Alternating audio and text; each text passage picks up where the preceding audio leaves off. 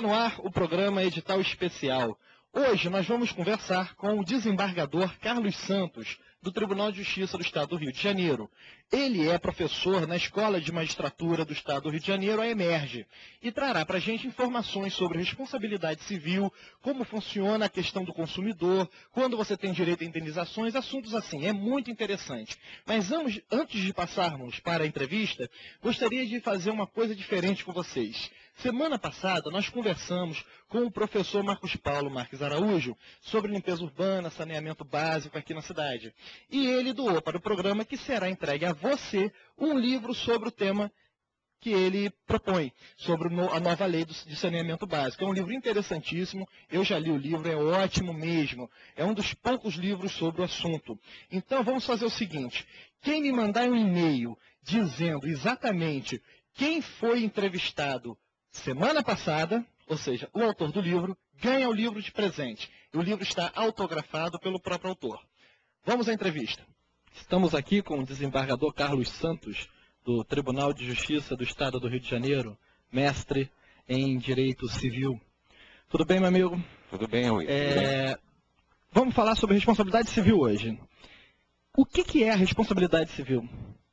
Bom, Luiz, em primeiro lugar eu gostaria de dizer que estou muito honrado e grato pelo convite e tenho muito prazer em estar aqui para tentar contribuir de alguma forma com esclarecimentos que possam chegar à população a respeito dos direitos do cidadão. A responsabilidade civil, ela na realidade é um instrumento legal que permite responsabilizar pessoas que pratiquem danos em face de terceiros. Ou seja, a responsabilidade civil, ela está prevista na legislação a partir do momento em que uma pessoa pratica um ato que a lei denomina ato ilícito, ato contra a lei, e esse ato vem causar algum dano a uma outra pessoa. Esse dano pode ser material ou pode ser moral.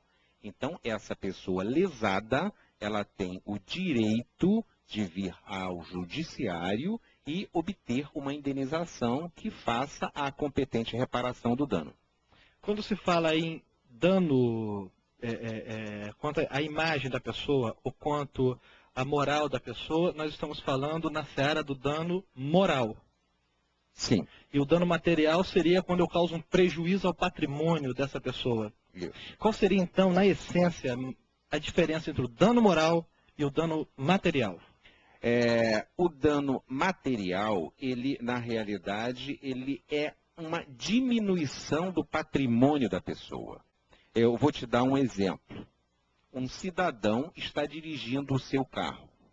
A partir do momento que ele está na via pública, vem uma outra pessoa, por exemplo, na contramão e bate no carro da pessoa. Então, ele provoca amasso no carro dessa pessoa.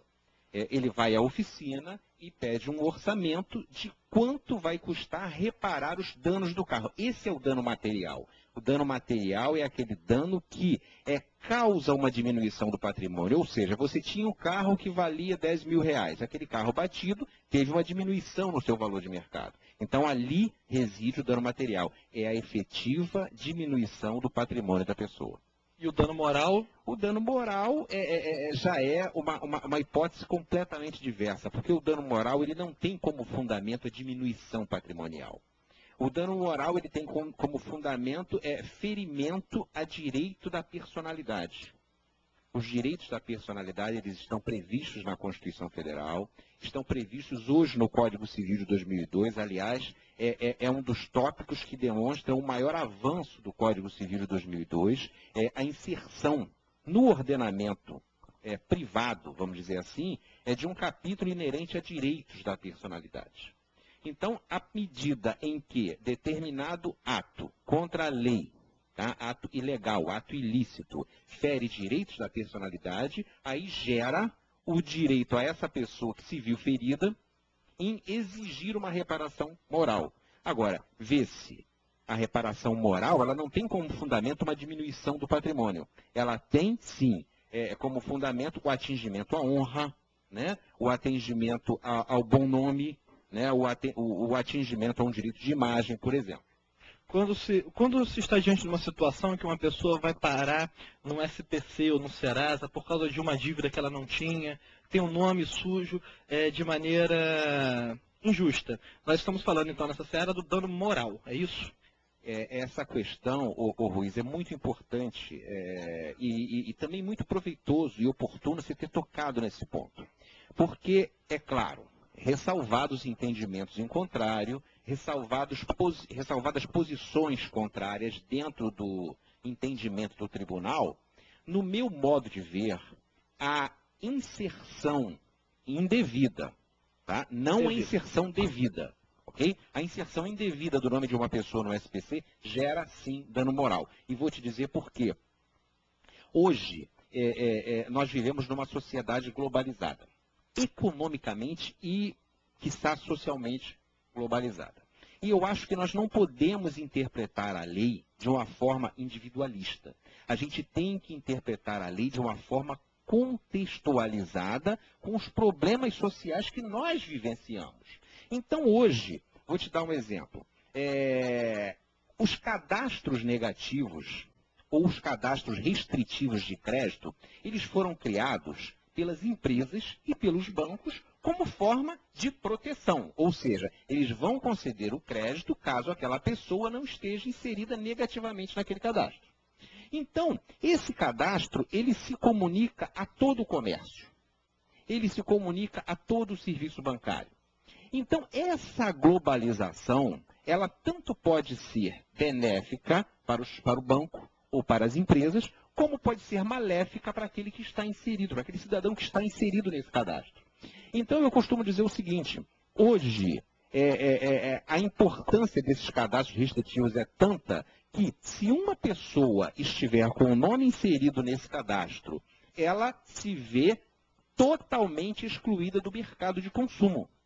E a partir do momento que essa negativação é indevida, o dano moral, ele se caracteriza pela própria negativação, desde que ela seja indevida. Isso por quê? Porque a pessoa fica automaticamente excluída do mercado consumidor. E nós vivemos hoje uma sociedade massificada pelo consumo.